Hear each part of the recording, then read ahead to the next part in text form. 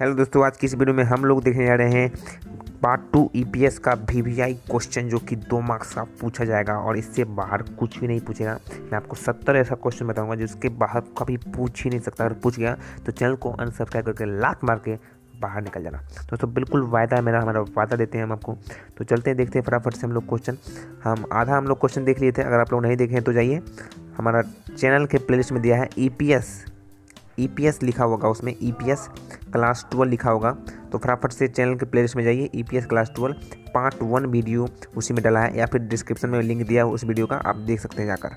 तो चलिए फटाफट से हम लोग देखते हैं नेक्स्ट क्वेश्चन। हम लोग ने करीबन 23 क्वेश्चन हम लोग ने देख लिया था। अब हम लोग आगे क्वेश्चन देखते हैं। आगे 10 ही क्वेश्चन और है। ऐसे ऐसे हम लोग पार्ट 4 पार्ट 5 बनाएंगे थोड़ा थोड़ा, ताकि आपको लिखने में भी कोई प्रॉब्लम ना हो। और इसका जो लिंक दोस्तों, ये पीडीएफ आपको दिख रहा है, ये जितना भी पीडीएफ दिख रहा है आपको पीडीएफ मिलेगा टेलीग्राम, हमारे टेलीग्राम वैभव कॉमर्स क्लासेस VCC वैभव कॉमर्स क्लासेस में मिलेगा।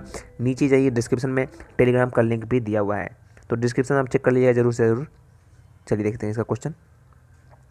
पहला देखते हैं question, what do you mean bye extension project. दोस्तों ये VVI MCQ है 2020, 2022 में पूछा गया, 2020 में पूछा गया है।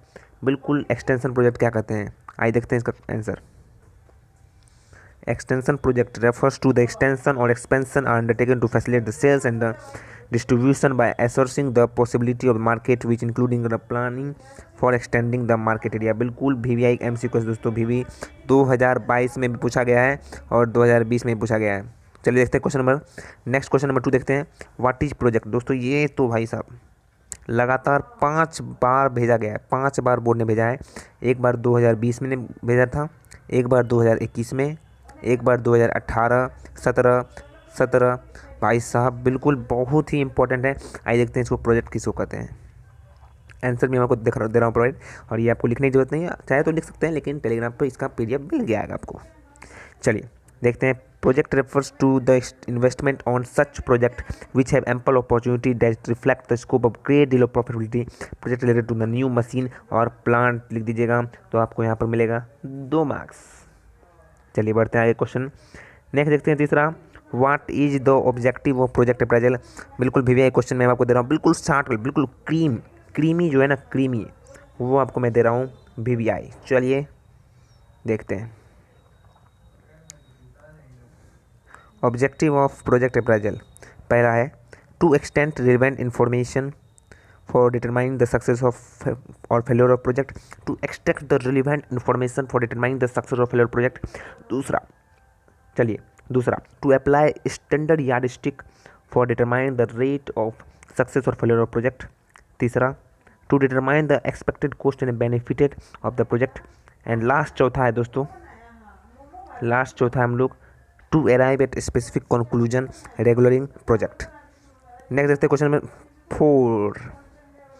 ये दोस्तों हमारा क्वेश्चन नंबर 4 कहता है what are the element of project cycle. Project cycle का एलिमेंट क्या क्या कहता है, VVI क्वेश्चन है।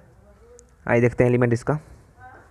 चलिए ये हमारा element, the element of project cycle is पहला project formulation stage, project appraisal, selection of project, selection of implementation and project commencing. आइए देखते हैं क्वेश्चन नंबर 5 के बाद।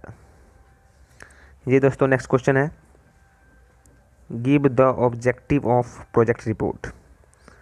ऑब्जेक्टिव बताना है प्रोजेक्ट रिपोर्ट का, यहाँ आंसर देख सकते हैं। Objective of project report, analysis the investment opportunity for receiving the financial help, presentation of project report is essential in many condition, sending to the report to the government official and district industrial centre is necessary.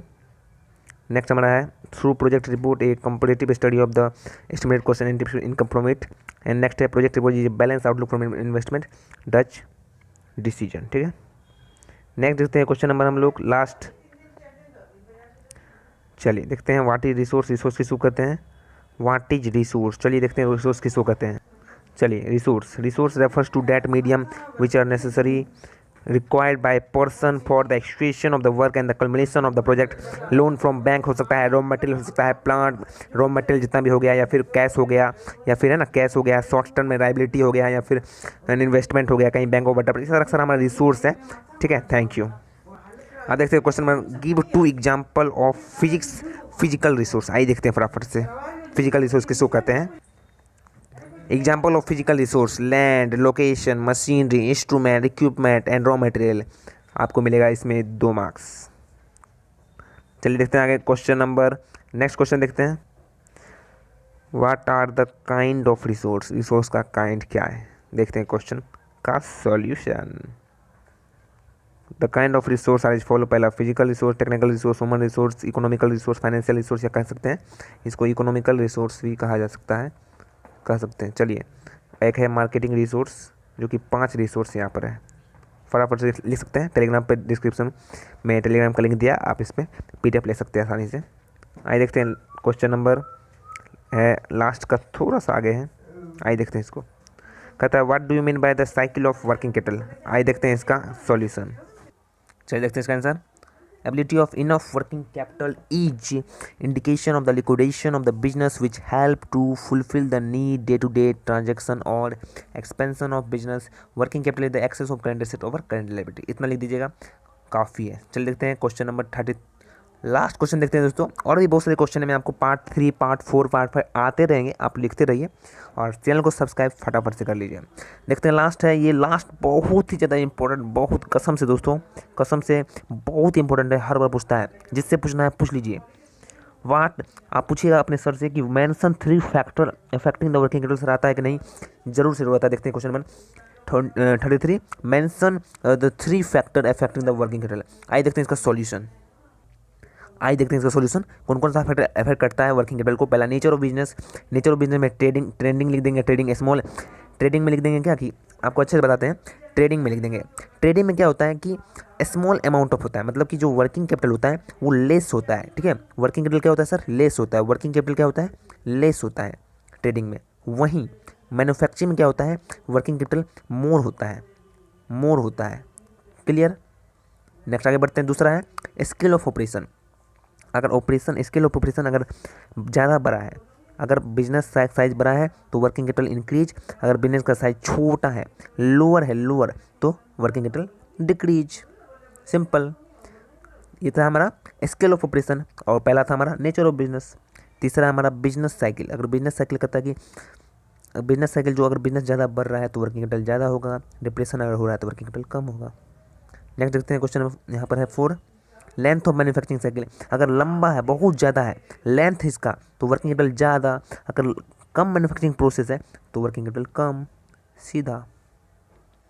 चलिए last 5 देखते हैं, term of buying and selling. अगर हम लोग कोई buying खरीदते हैं, अगर हम लोग खरीदते हैं क्रेडिट बेसिस पे खरीदते हैं, अगर क्रेडिट पे खरीदेंगे तो क्या होगा, वर्किंग कैपिटल हमारा कम लगेगा, ठीक है। यहाँ लिखा है ना, if any business raw material and other cycle credit basis lesser amount of working capital, कम लगेगा, अदरवाइज ज़्यादा लगेगा।